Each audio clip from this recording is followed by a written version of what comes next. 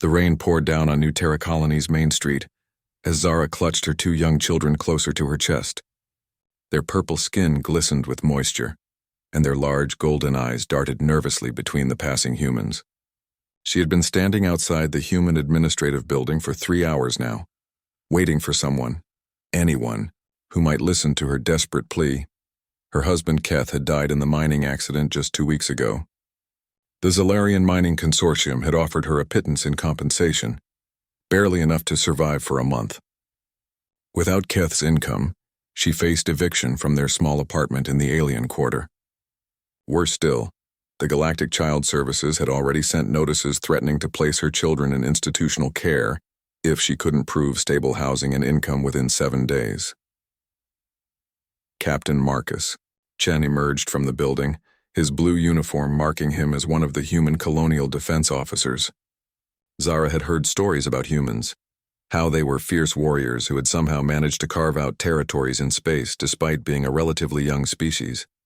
But she had also heard whispers of their unexpected compassion, their strange tendency to help others even when it brought them no benefit. "Please, honored human," Zara called out, her voice breaking slightly. She stepped forward, her children pressed against her legs. "I need your help. My husband died in the mines and now they want to take my children away from me." Marcus paused, rainwater dripping from his cap. Most species in the galaxy viewed humans as unpredictable, sometimes dangerous. The Zalarians in particular had a complicated relationship with human colonies. Their corporate mining operations often clashed with human territorial claims, leading to tense negotiations and occasional skirmishes. "Ma'am, you should probably speak with the Zalarian authorities about family matters," Marcus replied carefully. He had been trained not to interfere in alien domestic affairs unless specifically requested by their governments. Zara's heart sank, but desperation drove her forward. "My children are polite, and I can be a devoted wife to you, human," she blurted out, the words tumbling from her mouth before she could stop them. "I know your customs. I know humans sometimes take alien wives. I can cook, clean, care for your home. My children will not cause trouble. They study hard and obey rules." Marcus stopped walking and turned to face her fully. The raw desperation in her voice struck something deep in his chest. He looked down at the two small children clinging to their mother. The older one, perhaps 7 years old, looked up at him with enormous eyes filled with fear and hope. The younger child, maybe 4, was trying very hard not to cry. "What are your names?" Marcus asked, kneeling down to the children's eye level. "I am Nix," the older child replied in carefully pronounced human standard language. "This is my sister Vera. We are good children. We do not steal or fight or make loud noises." Marcus felt his throat tighten. The careful way the child spoke, the obvious effort to present themselves as worthy of help, reminded him of his own childhood during the resource wars on Earth. He remembered what it felt like to be small and powerless, dependent on the kindness of others for survival. "And what's your name?" he asked the mother. "I am Zara of the Moonlight Clan. I was born on Zalarian Prime but came here when I married Keth. I have been learning human customs and language for 3 years now. I know I am not beautiful by human standards, but I am healthy and strong. I can work hard." Marcus stood up slowly, his mind racing. The formal marriage customs she was referencing were indeed part of human colonial law. Many human settlers had taken alien wives over the decades, especially in frontier colonies where human women were scarce. It was legal, though not common with Zalarians due to their corporate-dominated culture. "Ma'am, Zara, I need you to understand something. Marriage isn't something humans enter into lightly, especially not as a business transaction. But..." He paused, looking at the desperate family. "I might be able to help you in other ways. Tell me about your skills, your work experience." Hope flickered in Zara's eyes. "I worked as a data analyst for the mining company before Nix was born. I understand human computer systems and accounting practices. I can translate between Zalarian and human languages fluently. Before my marriage, I studied human culture and history at the university on Zalarian Prime." This caught Marcus's attention. Skilled translators and cultural liaisons were always in demand on mixed-species colonies. The human administration constantly struggled with cultural misunderstandings and communication barriers with the various alien populations. "Why did you leave that work?" Marcus asked. "Keth wanted me to stay home with the children. It is traditional for Zalarian wives.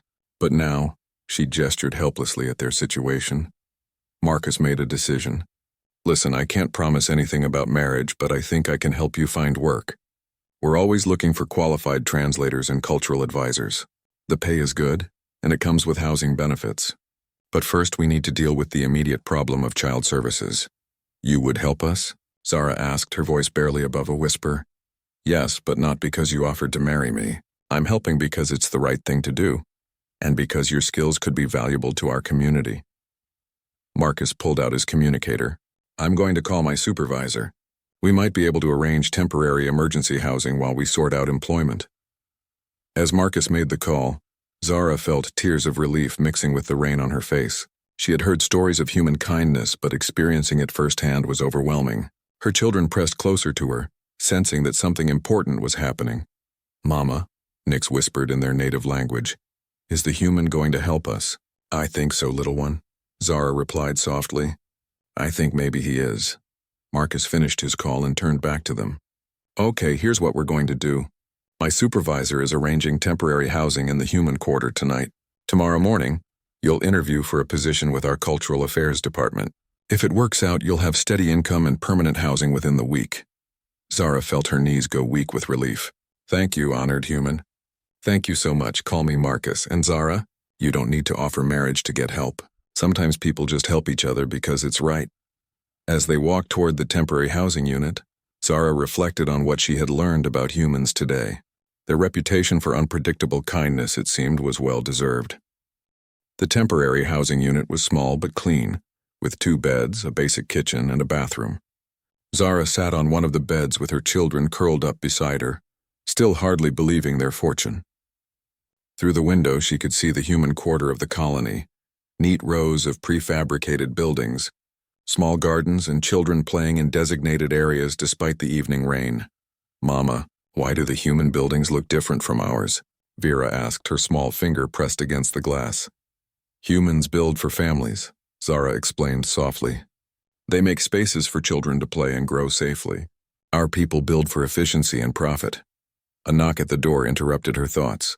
Marcus stood outside with a woman in civilian clothes, a middle-aged human with kind eyes and graying hair.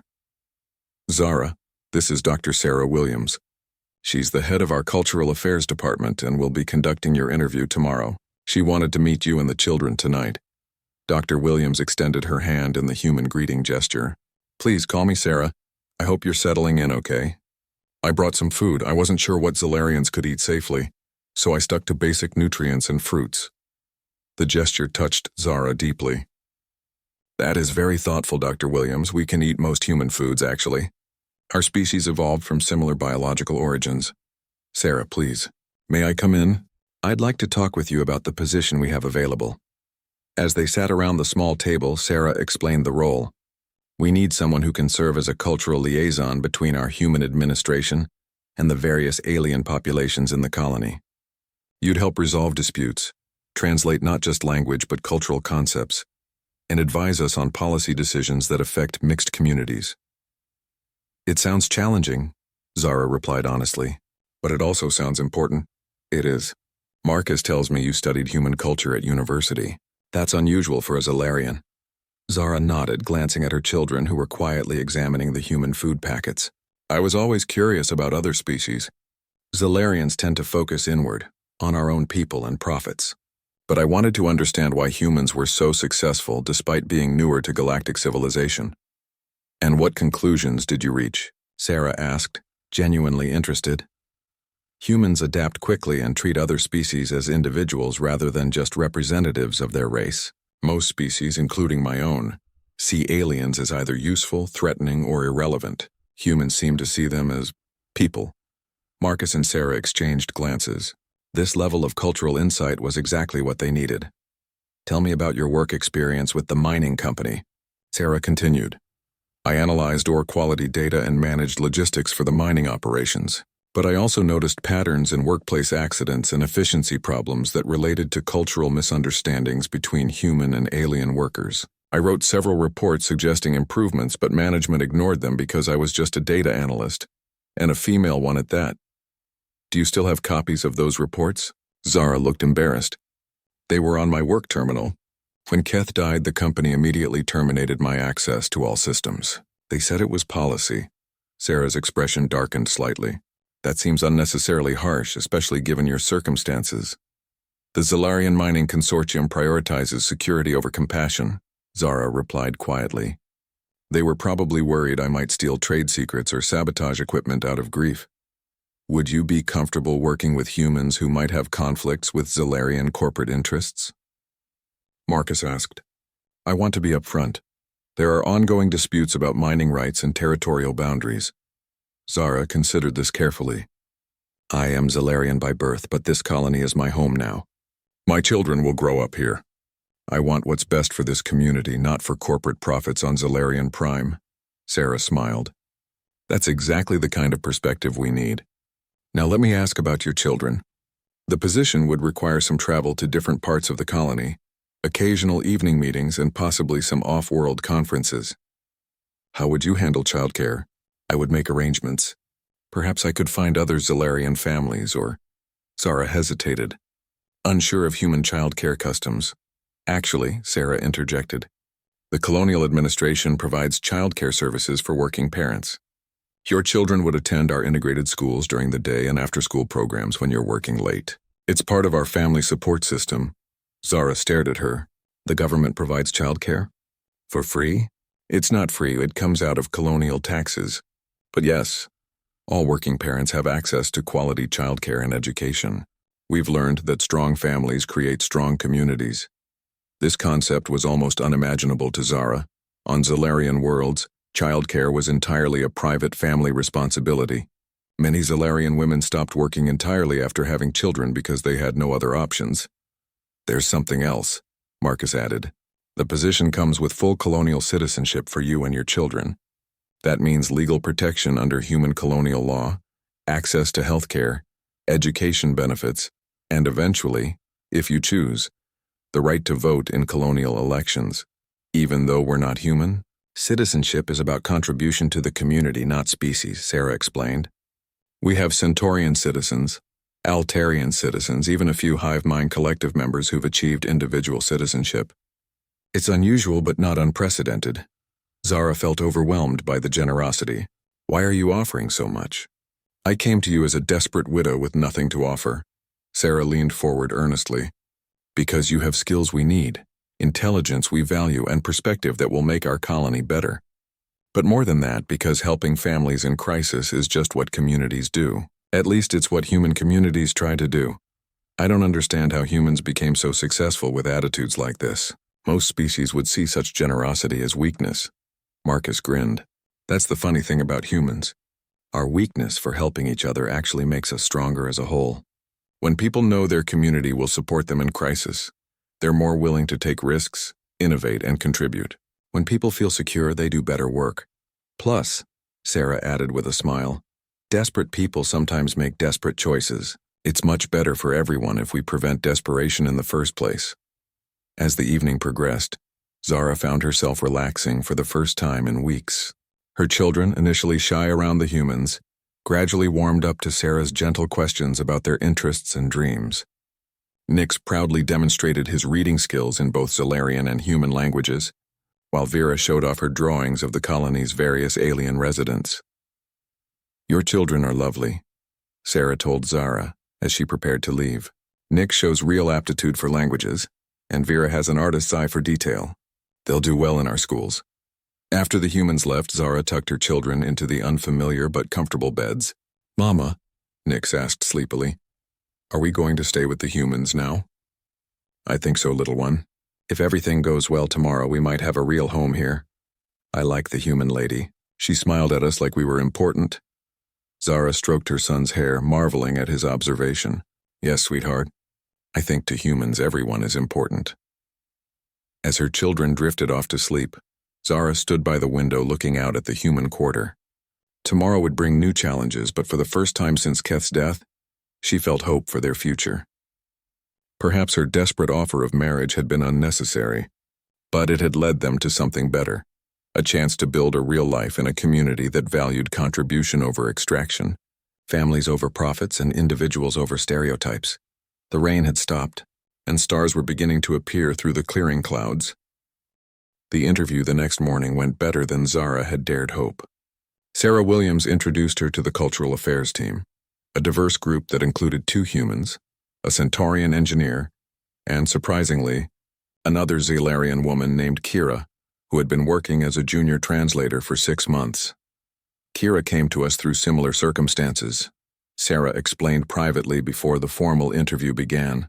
Her husband was killed in a transport accident, and she found herself with 3 children and no support from Zalarian social services. She's been invaluable in helping us understand the nuances of Zalarian business culture. The interview itself felt more like a collaborative discussion than a test.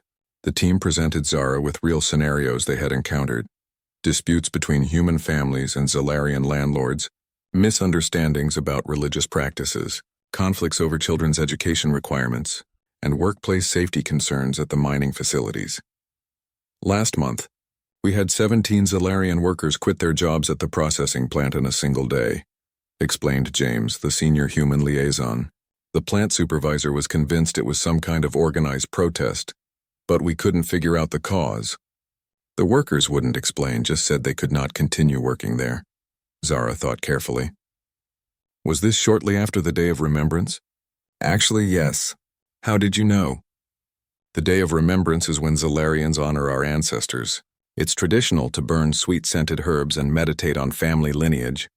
If the processing plant was producing strong chemical odors during that week, it would have been deeply offensive to Zalarian workers, like forcing humans to work in a cemetery during a funeral. The team exchanged amazed looks. That's exactly the kind of insight we need, Sarah said. We could have resolved that situation immediately instead of losing good workers and creating tension. Kira nodded enthusiastically. I tried to explain about the Day of Remembrance, but my human was not good enough to make them understand the emotional impact. Your human is excellent, Zara assured her in Zalarian. But some concepts don't translate directly. We need to find ways to bridge not just language but meaning. The practical test came next. The team presented Zara with a current crisis. A hive mind collective member was accused of theft by a human shopkeeper, but the collective member insisted they had paid appropriately according to hive protocols. The situation was escalating, with both sides threatening legal action and the possibility of diplomatic complaints to their respective home governments. Zara studied the case files for 30 minutes, then presented her analysis. The problem is that hive mind collectives share resources automatically within their group. When one member of the collective purchases something, all members consider it jointly owned. The shopkeeper saw multiple hive members taking items but only one payment, which looked like theft. The hive members saw legitimate shared ownership of a purchase. So how do we resolve it?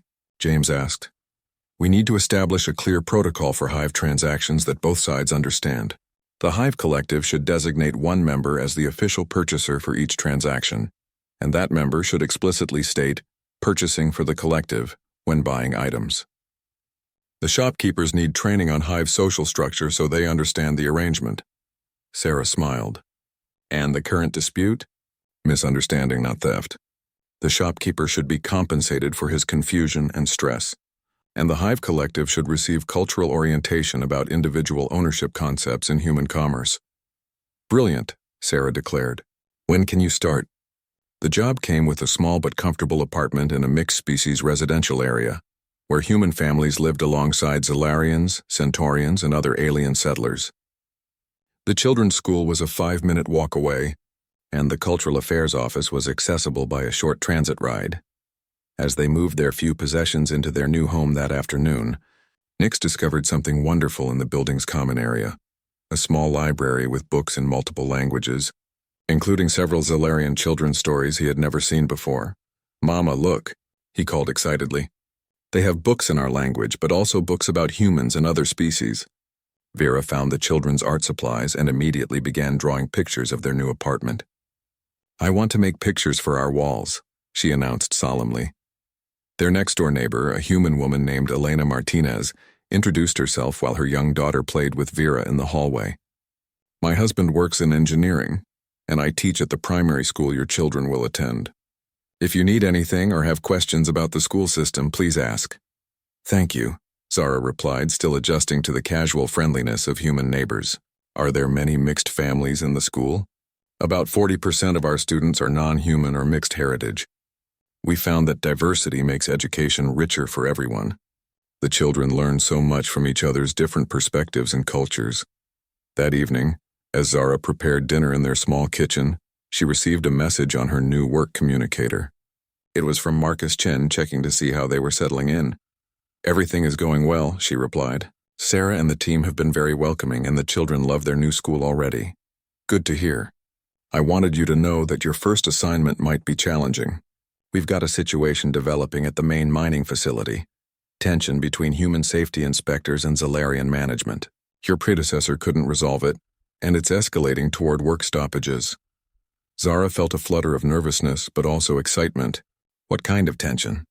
The human inspectors want to implement new safety protocols after some minor accidents, but the Zalarian managers claim the protocols are unnecessary and expensive. Each side thinks the other is being unreasonable. This was exactly the kind of problem Zara had anticipated in her old reports. "I think I can help with that." "When do I start?" "Tomorrow, if you're ready." The situation is time-sensitive.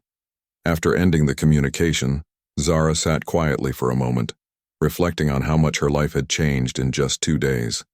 From desperate widow begging for help, she had become a professional mediator with important work to do.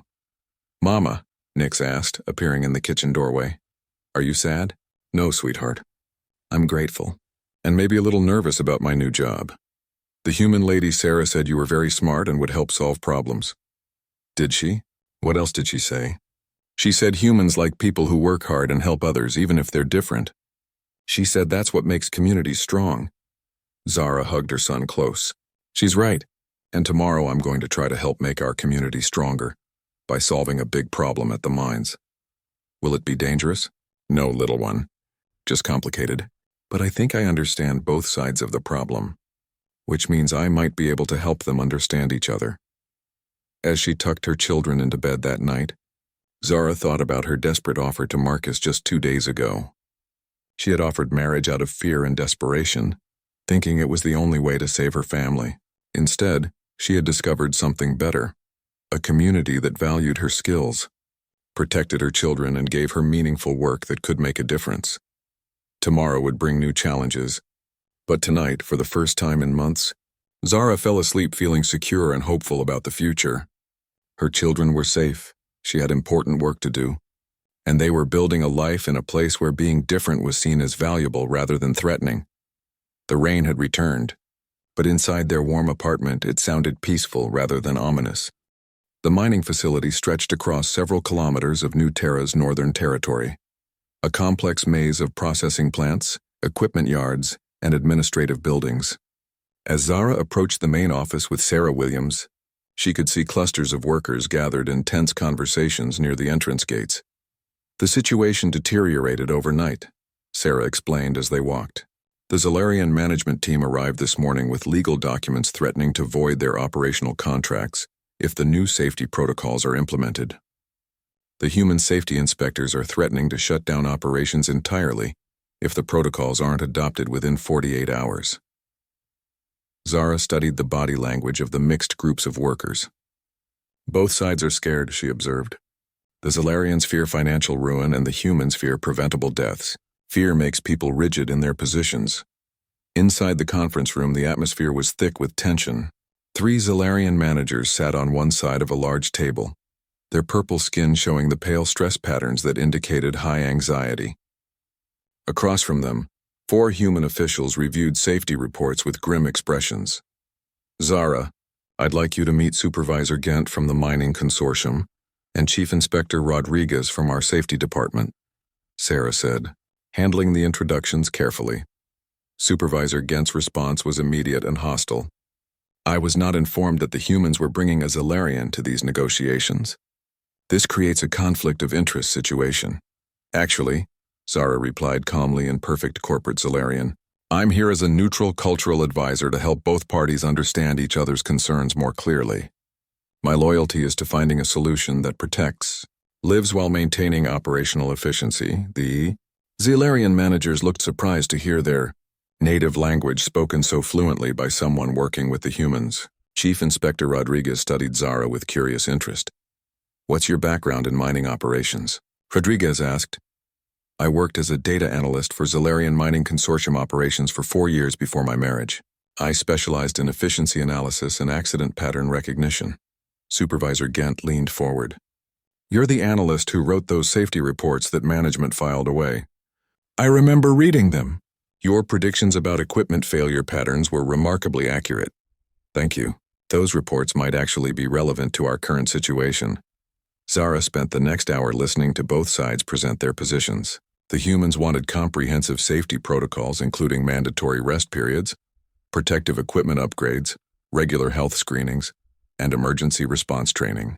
The Zalarians argued these measures would increase operational costs by 30% and slow production significantly.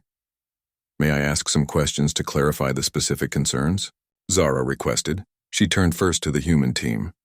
"Chief Inspector Rodriguez, what triggered the push for these particular safety measures?" "We've had 12 minor accidents in the past 3 months. Equipment malfunctions, worker injuries, 1 small chemical spill. The patterns suggest systemic problems that could lead to a major disaster if not addressed." "And Supervisor Gent, what are your primary concerns about implementing these protocols?" "Cost, obviously, but also practicality. Some of these measures assume human worker physiology. Zalarians have different endurance patterns, different sensitivities to chemicals, different social structures for emergency response." This was the opening Zara had been hoping for. "So both sides want to prevent accidents and maintain operations, but you disagree on methods. Is that accurate?" Both sides nodded cautiously. "Then let me share some observations from my data analysis experience. The accident patterns Chief Inspector Rodriguez mentioned follow a predictable cycle that corresponds to Zalarian biological rhythms, not human ones. Our energy levels peak and crash on a 26-hour cycle, while humans operate on 24-hour patterns."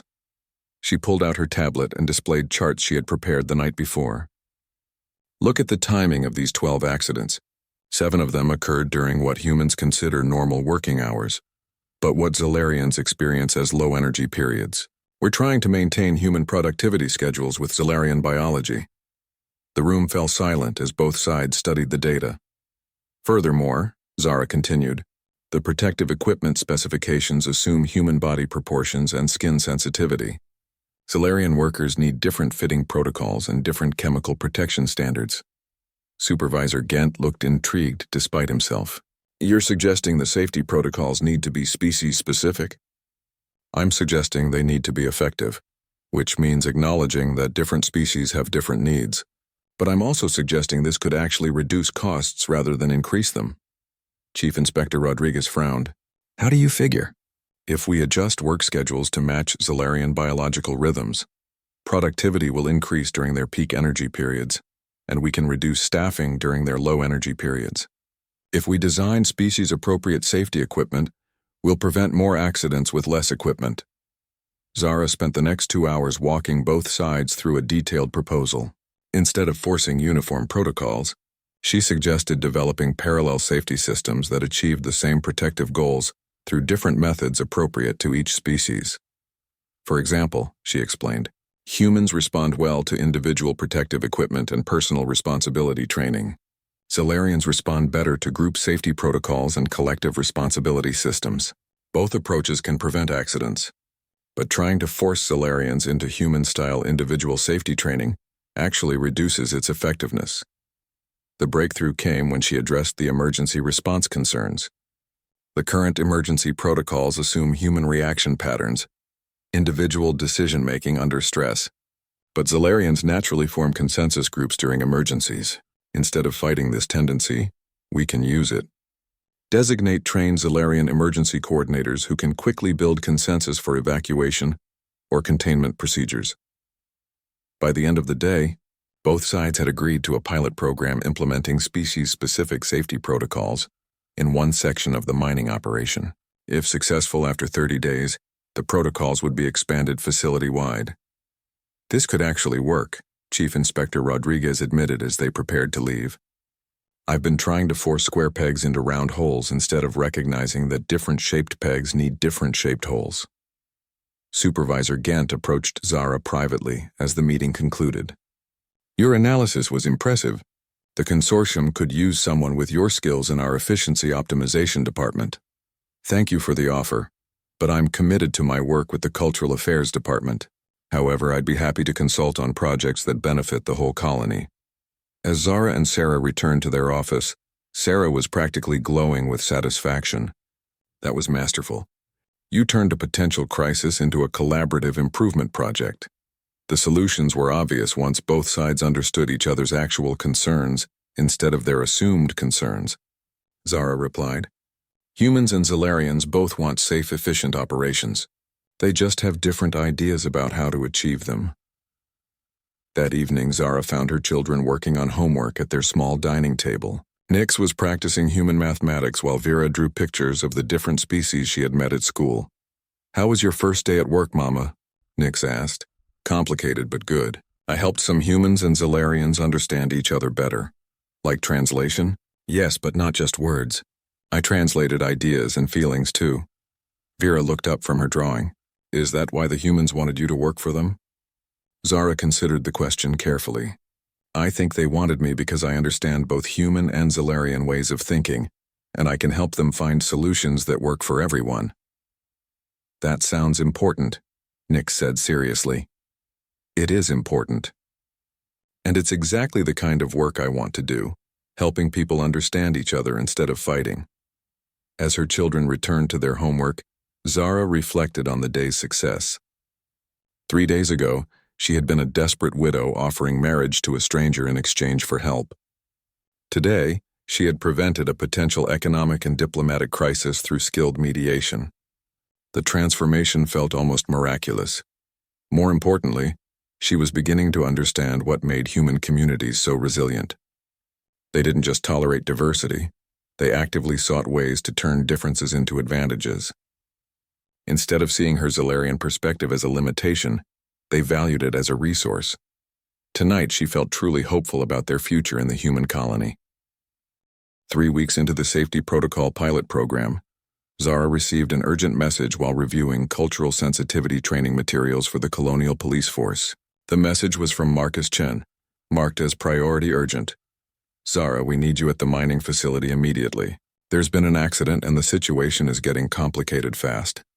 When she arrived at the mining complex, emergency vehicles surrounded the main processing building. Human paramedics were loading an injured Zalarian worker into an ambulance, while a crowd of mixed human and Zalarian workers gathered anxiously nearby. The tension in the air was thick enough to cut with a knife. Marcus met her at the security checkpoint. What happened? She asked. Equipment malfunction in Section C, the area where we implemented your new safety protocols.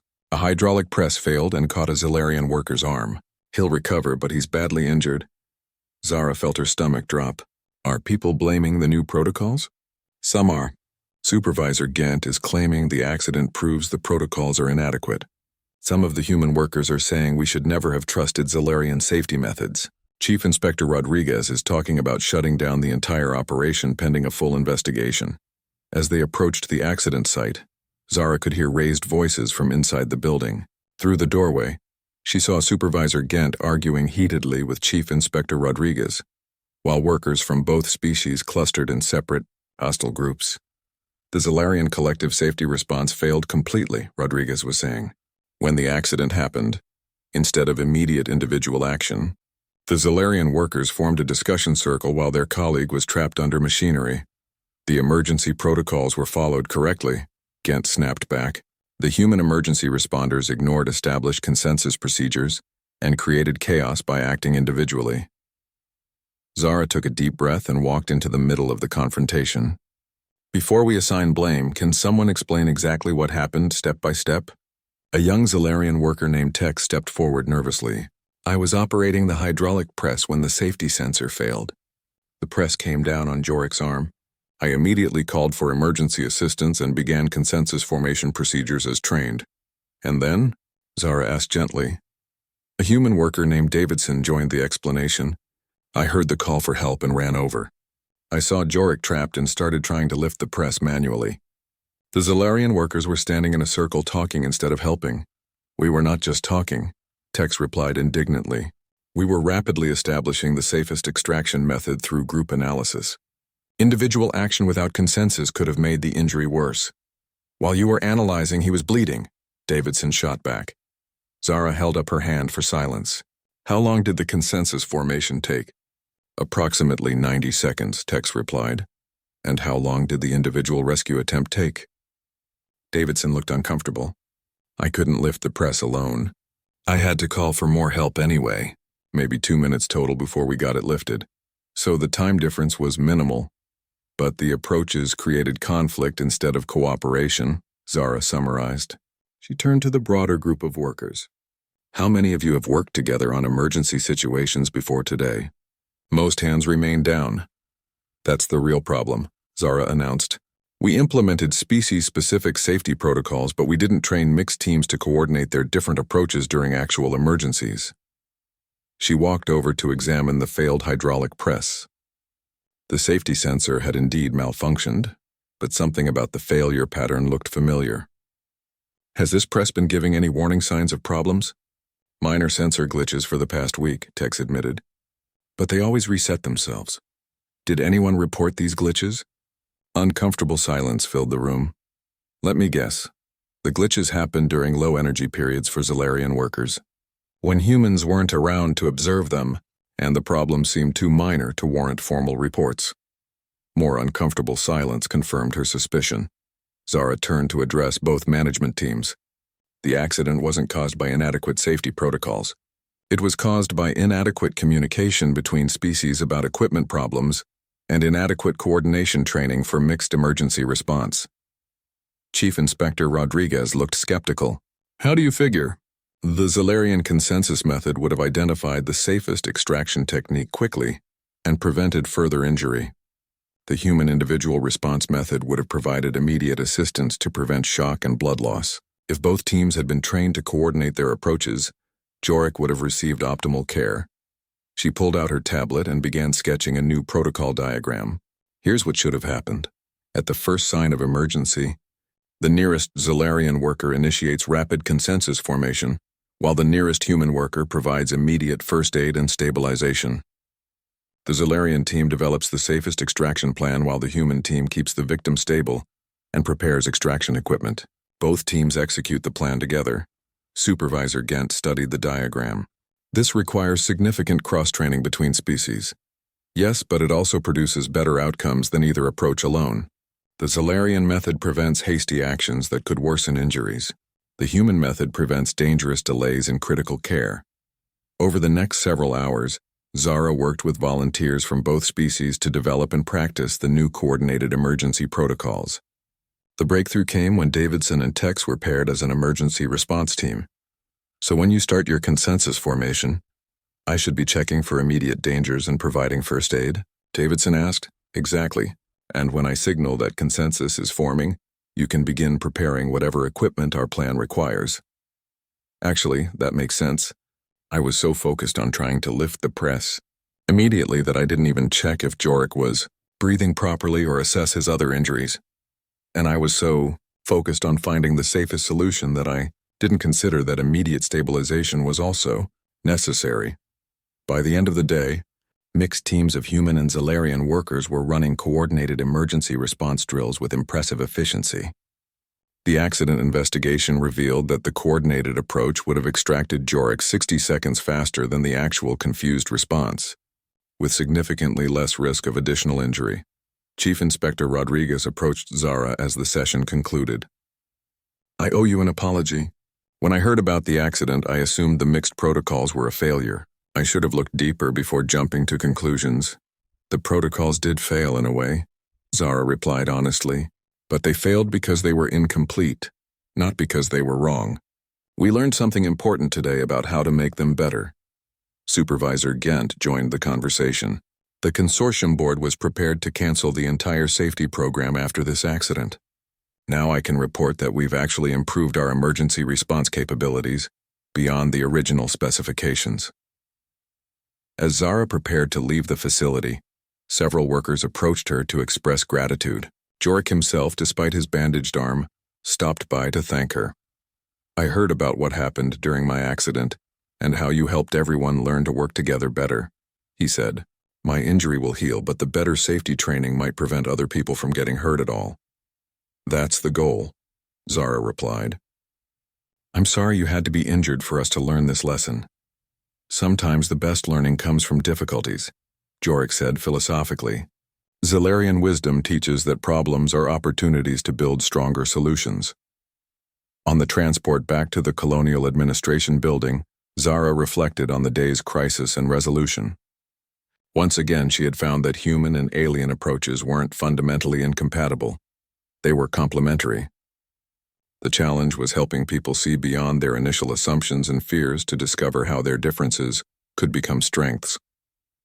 That evening, as she helped Nix with his homework and admired Vera's latest drawings, Zara realized how much her own perspective had changed. A month ago, she had seen her Zalarian heritage as a potential barrier to acceptance in human society. Now she understood it as a valuable bridge between cultures, a tool for building understanding and cooperation. "Mama," Vera asked as they prepared for bed, "why do humans and Zalarians sometimes not understand each other?" "Because they think differently and sometimes assume everyone else thinks the same way they do," Zara explained. "But when they learn to understand each other's thinking, they can solve problems better together than either could alone."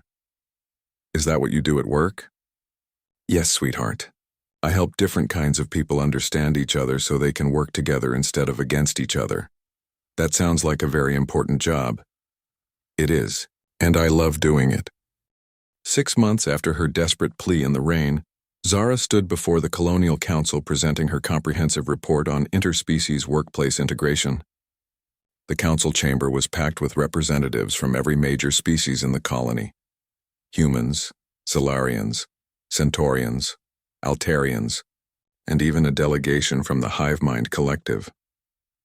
"The data speaks for itself," Zara explained, gesturing to the charts displayed on the main screen. "Workplaces using integrated species-specific protocols show 23% fewer accidents, 18% higher productivity, and 41% better worker satisfaction ratings compared to uniform protocol sites." Councillor Henderson, the senior human representative, leaned forward with interest. "These numbers are impressive, but what about implementation costs?" "Initial training costs are 30% higher than standard programs, but reduced accident rates and improved efficiency create net savings of 12% annually.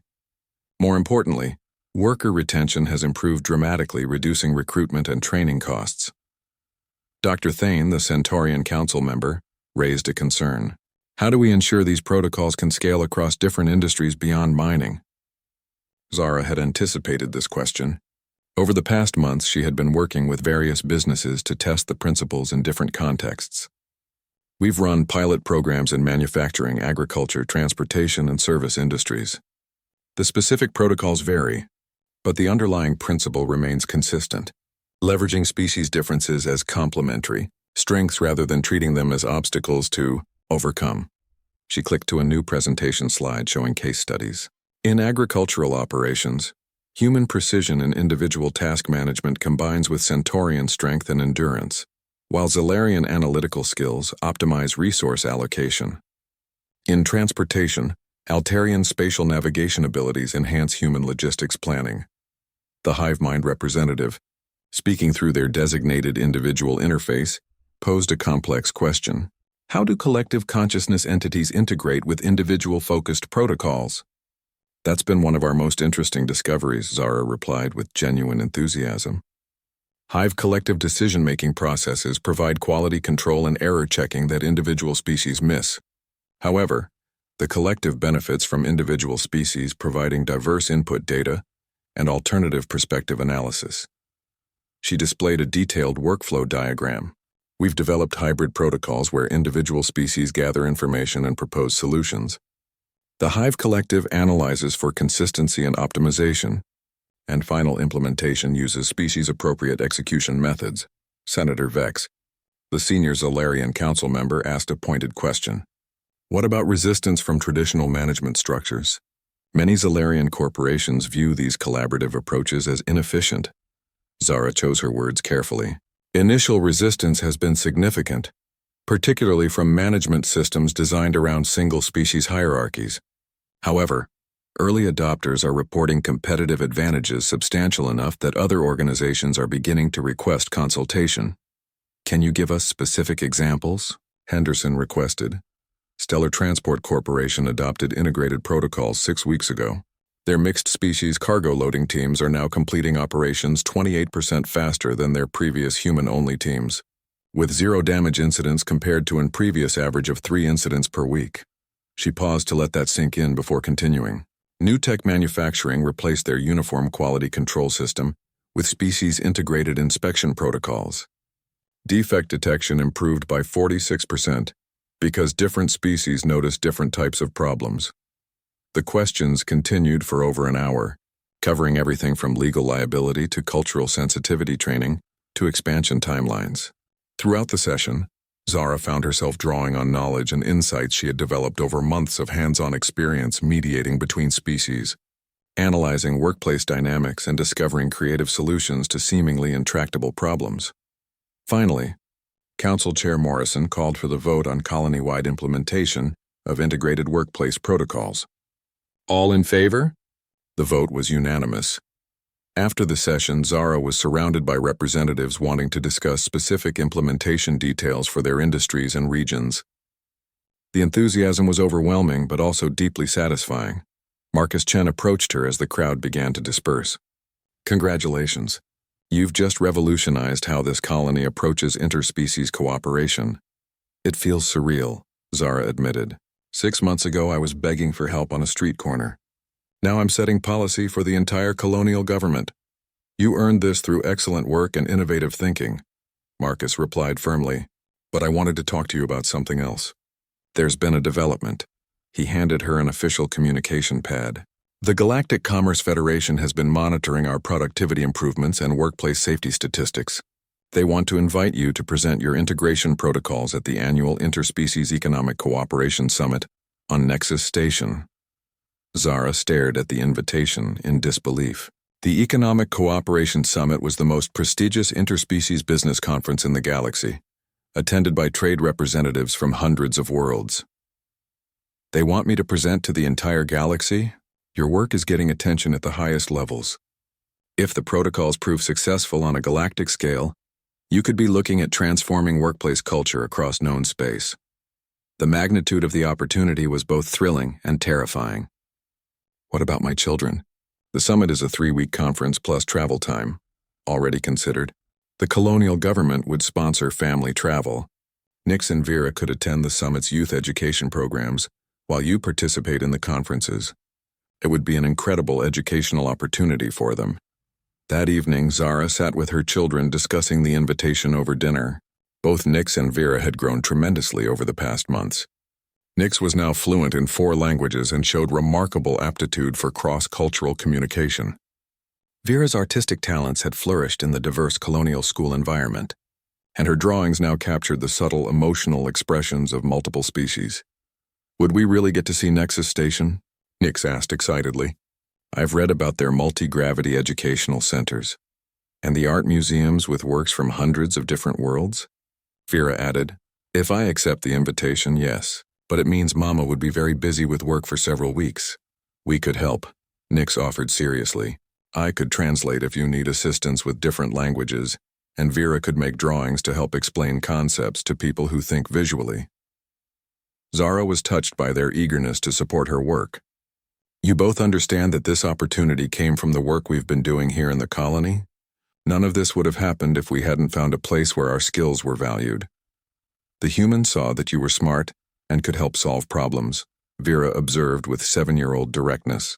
They didn't care that we were different. They cared that we were different, Nix corrected thoughtfully.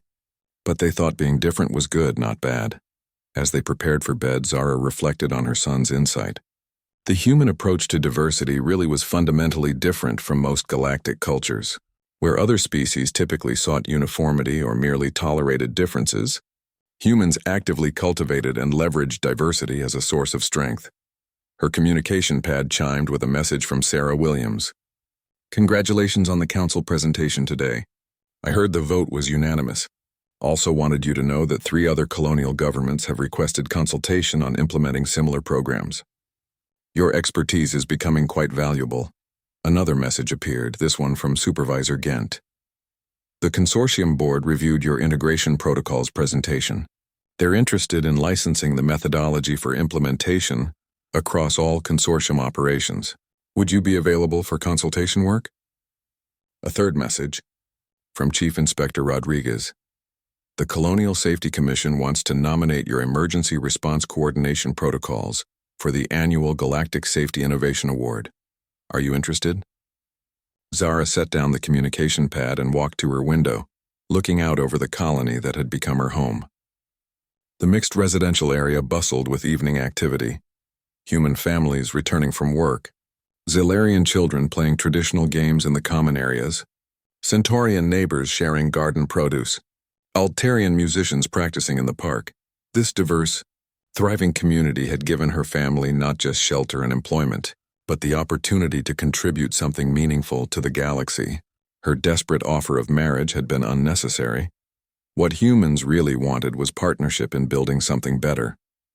Tomorrow she would accept the invitation to Nexus Station.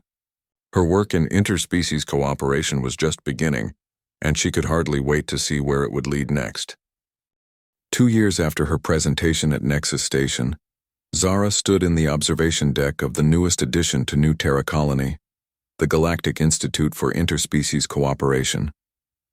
Through the transparent aluminum windows, she could see construction crews made up of dozens of different species working together using the integrated protocols that had begun as a desperate solution to a mining safety problem. The Institute had become her life's work. What started as a personal crisis had evolved into a galactic movement toward collaborative diversity. Representatives from over 200 worlds now came to New Terra to study and implement interspecies integration methodologies. Dr. Zara, the morning session participants are ready, announced her assistant, a young human named David, who had become fluent in 7 alien languages during his 2 years working at the Institute. Zara smiled at the title. The honorary doctorate from the Galactic University Consortium still felt surreal, but she had earned it through years of groundbreaking research and practical application. Today's session would host delegates from 15 previously uncontacted species who had specifically requested training in human-style diversity integration. As she walked toward the main conference hall, Zara passed the Institute's wall of success stories, hundreds of case studies from across the galaxy, where integrated protocols had transformed workplaces, communities, and even entire planetary economies. Each story represented lives improved, conflicts resolved, and potential realized through cooperation rather than competition. Near the entrance, she paused at a familiar display, the original safety protocol diagrams from the New Terra mining facility, now preserved as historical documents. A small plaque read, "From Crisis to Cooperation, How One Widow's Desperate Plea Changed Galactic Workplace Culture." The irony wasn't lost on her. Her offer of marriage to Marcus Chen had been born from desperation and misunderstanding of human customs. But that moment had led to discovering what humans actually valued: contribution, innovation, and the courage to bridge differences. "Mama, are you ready?" Nix appeared beside her, now a tall 14-year-old who served as one of the Institute's junior translators. His linguistic abilities had developed far beyond anything Zara had imagined possible, and his natural talent for cross-cultural communication made him invaluable to the Institute's work. Almost. "Where's your sister?" "In the art therapy session with the crystalline entities. She's teaching them how to express emotions through visual art, since they can't use facial expressions or voice tones." Vera, now 12, had become the Institute's youngest certified interspecies communication specialist.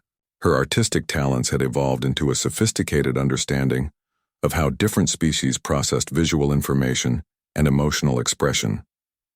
In the main conference hall, Zara faced an audience more diverse than anything she could have imagined 2 years ago. Gaseous beings in environmental suits sat beside silicon-based rock creatures, while energy entities flickered in specialized containment fields next to traditional carbon-based humanoids. "Welcome to the Institute for Interspecies Cooperation," Zara began, Her words simultaneously translated into dozens of languages and communication formats.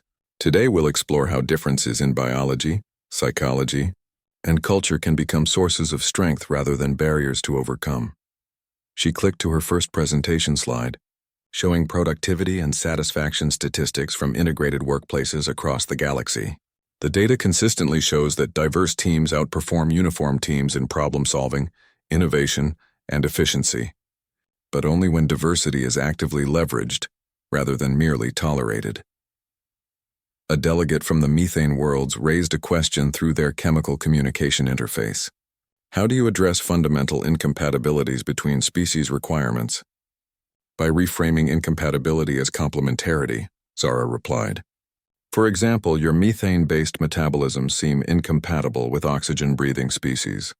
But methane breathers excel at chemical processing tasks that are dangerous for oxygen breathers, while oxygen breathers can work in environments toxic to methane breathers.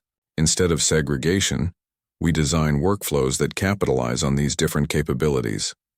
The day progressed through case studies, interactive workshops, and hands-on problem-solving exercises. By afternoon, the diverse group of delegates was working together on mock integration scenarios with remarkable success. During a break between sessions, Marcus Chen approached Zara in the hallway.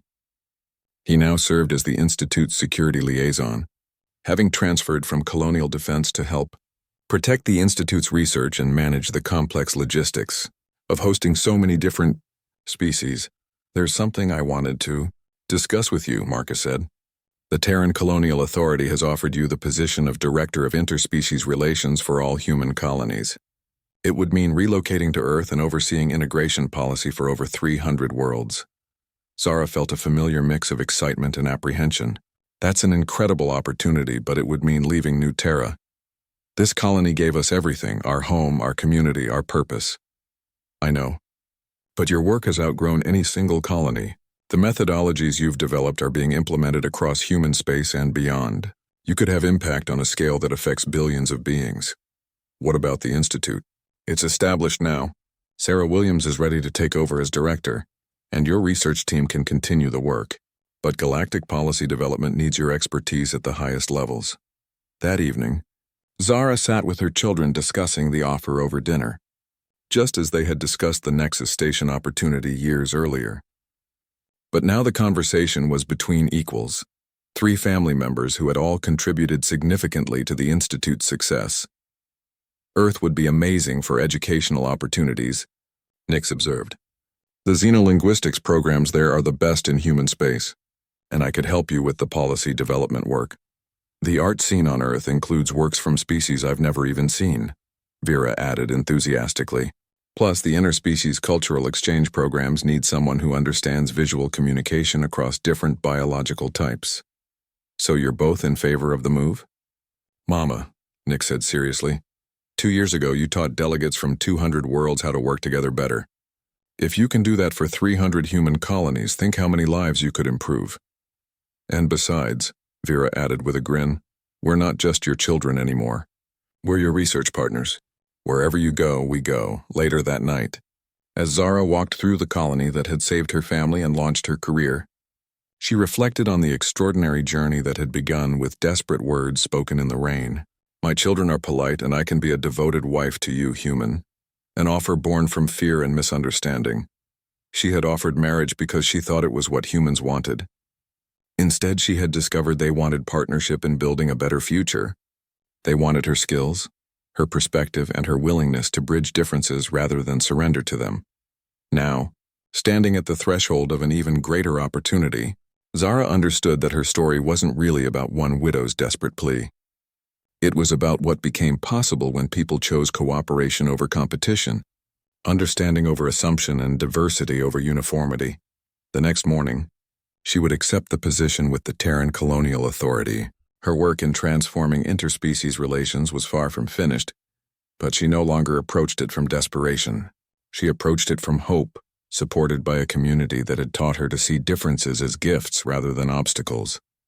As she prepared for bed, Zara's communication pad chimed with a message from a refugee settlement on the frontier. Dr. Zara, we have 43 different species here trying to build a new colony together. Can you help us learn to work as one community instead of 43 separate groups? She smiled and began composing her reply. Of course. The first thing to understand is that working as one community doesn't mean everyone has to be the same. Let me tell you about a desperate widow who learned that differences can be strengths. Outside her window, New Terra Colony hummed with the productive activity of dozens of species working together, each contributing their unique gifts to building something greater than any could achieve alone. It was a testament to the power of cooperation, and a promise of what the galaxy could become when differences were celebrated rather than feared. Her desperate plea had become a galactic revolution, one partnership at a time.